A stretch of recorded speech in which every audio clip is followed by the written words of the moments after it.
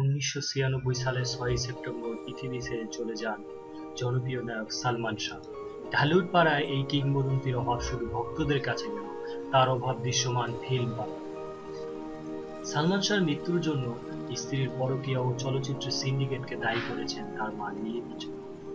সালমান শাহর মা নীলিমা চৌধুরী বলেছেন, সালমান শাহর স্ত্রী সামিরার পরকীয়া সম্পর্ক এবং চলচ্চিত্রের সিন্ডিকেটের কারণে আমার ছেলেকে হত্যা করা হয়েছে। সালমান শাহকে পরিকল্পিতভাবে হত্যা করা হয়েছে দাবি করে তিনি আরো বলেন, সালমান শাহর শরীরে কোনো ক্ষতচিহ্ন ছিল না যাতে আত্মহত্যা বলে ধরা যায়।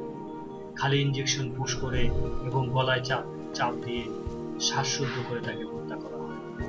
রহস্যজনক এই মৃত্যুর পিছনে অনেকে আবার দায়ী করেন আলোচিত ব্যবসায়ী আজিজ মোহাম্মদ ভাইকে।